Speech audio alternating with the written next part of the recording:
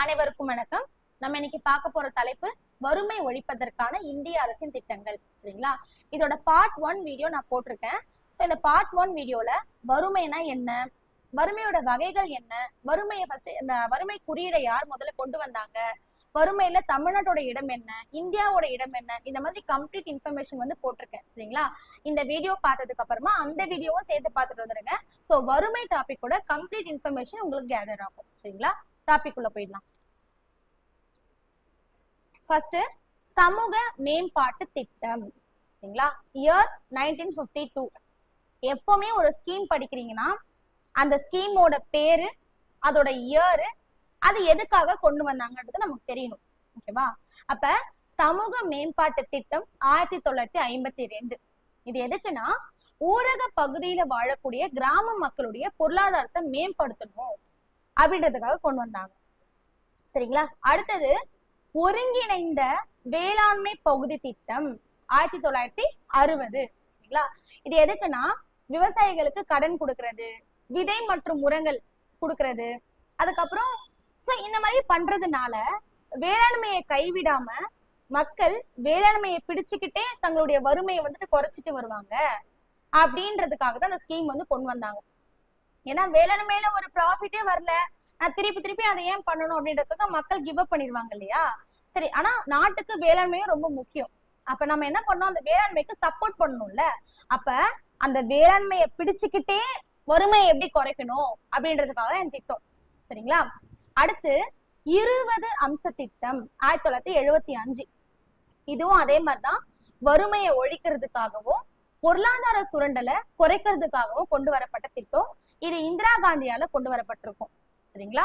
அடுத்தது வேலைக்கு உணவு வழங்கும் திட்டம் 1977 to 78. ரெண்டு இயருமே கரெக்ட் தான். சரியா?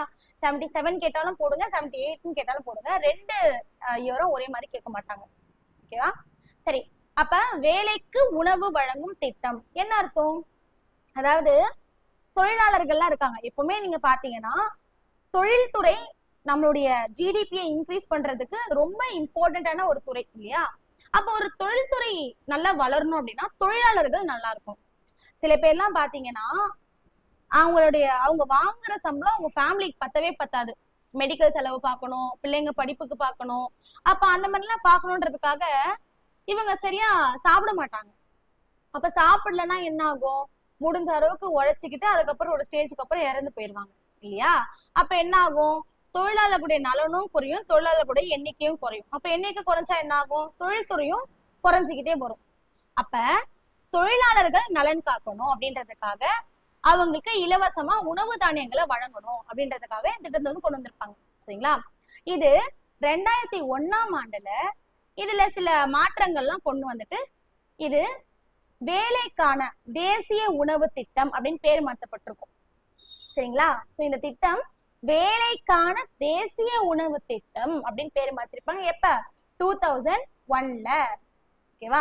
அடுத்து 2005 இந்த திட்டத்துல இன்னும் கொஞ்சம் சேஞ்சஸ் கொண்டு வந்துட்டு மகாத்மா காந்தி தேசிய ஊரக வேலை உறுதி சட்டத்துக்கு கீழே இதை இணைச்சிட்டாங்க. ஓகேவா? சோ 2001 இந்த வேலைக்கு உணவு வழங்கும் திட்டத்தை வேலைக்கான தேசிய உணவு திட்டம் அப்படின்னு மாத்தினாங்க. பின் 2005 மகாத்மா காந்தி தேசிய ஊரக வேலை உறுதி சட்டத்துக்கு கீழே இதை இணைச்சிட்டாங்க. ஓகேவா? அடுத்து அந்தியோதயா திட்டம் 1977. சரிங்களா? அதாவது இந்த திட்டத்துல என்ன பண்ணுவாங்கன்னா எந்த ஒரு அடிப்படை வசதியுமே இல்லாத ஒரு 5 ஃபேமிலியை வந்து சூஸ் பண்ணுவாங்க. 5 ஃபேமிலியை சூஸ் பண்ணிட்டு அந்த ஃபேமிலிக்கு பொருளாதார ரீதியா முன்னேற்றம் அடைய செய்வாங்க. ஓகேங்களா? இந்த ஸ்கீம் ஃபர்ஸ்ட் எப்போ வந்துச்சு, அதாவது எந்த ஊர்ல வந்து வந்துச்சுன்னு பாத்தீங்கன்னா ராஜஸ்தான்ல. எந்த மாநிலம்னா ராஜஸ்தான்ல வந்துச்சு. ஓகேவா?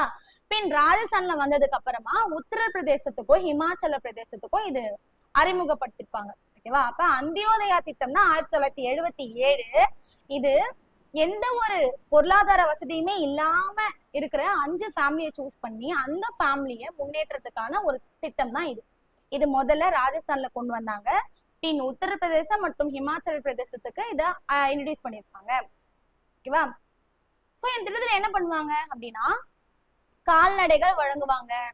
ஏன்னா கால்நடை வழங்கினாங்கன்னா அந்த கால்நடையை வச்சு அவங்க இனப்பெருக்கம் பண்ணி இப்ப என்ன சொல்றது, இப்ப மாடு கொடுத்தாங்கன்னு வச்சுக்கோங்களேன், பால் கறந்து அந்த பால் மூலமா கொஞ்சம் இன்னும் நிறைய ப்ராஃபிட் எடுப்பாங்க. இப்ப அதே மாதிரி ஆடு இதெல்லாம் வளர்த்தாங்கன்னா இறைச்சி கடை கொடுத்துட்டு சீக்கிரமா அவங்க அதனால ஒரு ப்ராஃபிட் அடைவாங்க இல்லையா. அப்ப கால்நடைகள் வழங்குவாங்க. அதுக்கப்புறம் சிறு கடைகள், சின்ன சின்ன கடன் அமைச்சுக்கிறதுக்கு கடனும் கொடுப்பாங்க. ஓகேவா, அதாவது கால்நடை வாங்குறதுக்கும் சின்ன கடைகள் அமைச்சு அவங்களுடைய பொருளாதார முன்னேற்றம் அடைகிறதுக்கு கடனும் கொடுப்பாங்க. ஓகேவா, சோ இப்ப இதெல்லாம் கொடுத்துட்டாங்க. ஓகேவா, அந்த குடும்பத்துக்கு ஓய்வூதியம் 40 ரூபாய் வரைக்கும் பிக்ஸ் பண்ணாங்க.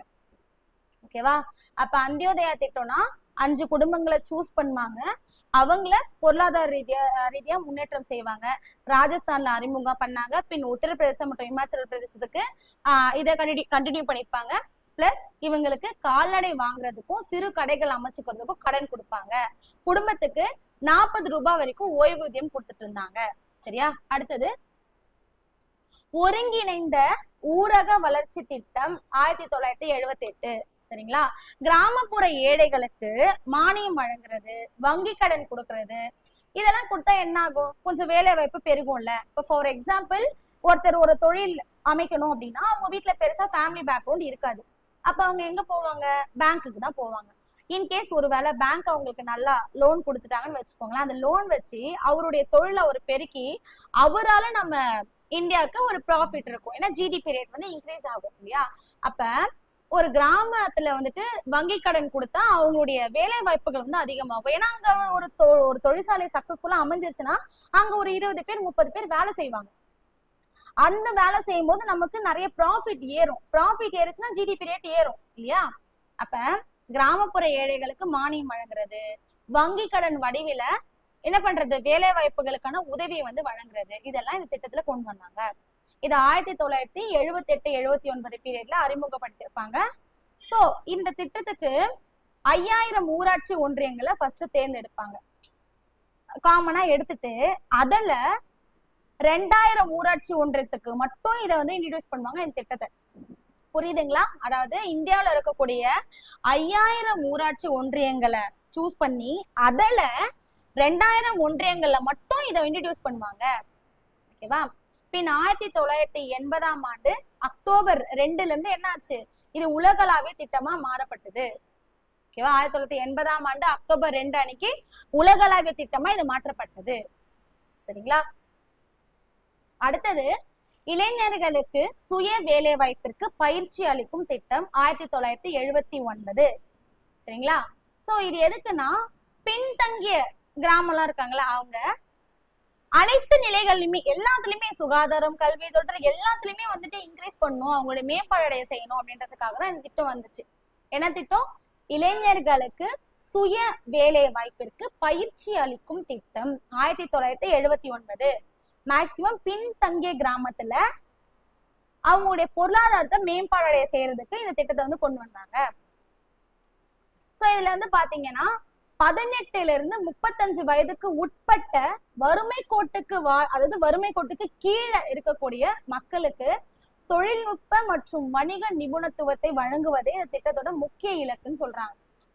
சில பேருக்கு வந்துட்டு என்ன சொல்றது, அவங்களுக்கு பெருசா ஐடியா இருக்கும், ஆனா ஐடியாலஜிக்கலா அவங்களை கைட் பண்றதுக்கு யாரும் இருக்க மாட்டாங்க. அப்ப அந்த மாதிரி கிராமத்துல எல்லாம் போயிட்டு 18 இருந்து 35 வயதுக்கு உட்பட்ட வறுமை கோட்டுக்கு கீழே வாழக்கூடிய மக்களுக்கு நல்லா டெக்னாலஜி வைஸ் அவங்கள நல்லா இம்ப்ரூவ் பண்ணிட்டு பிளஸ் வணிக நிபுணத்துவத்தை பத்தி அவங்களுக்கு இன்ட்ரோடியூஸ் பண்ணுவாங்க. அப்ப அவங்க இதெல்லாம் தெரிஞ்சுக்கிட்டாங்கன்னா அவங்க ஊர்லயும் நிறைய தொழிற்சாலைகள் அமையும் இல்லையா. அப்ப இந்த திட்டம் மேக்சிமம் வந்து பாத்தீங்கன்னா பின்தங்கிய கிராமத்துக்கு போவாங்க, போயிட்டு அங்க 18 இருந்து 35 வயதுக்கு உட்பட்ட மக்களுக்கு, அதாவது பின்தங்கிய மக்களுக்கு இந்த தொழில்நுட்ப மற்றும் வணிக நிபுணத்துவத்தை வழங்குவாங்க. இந்த திட்டம் ஏப்ரல் 1 1999 ஸ்வர்ண ஜெயந்தி கிராம் ஸ்வரோஜ்கர் யோஜனா கூட இணைக்கப்பட்டுச்சு.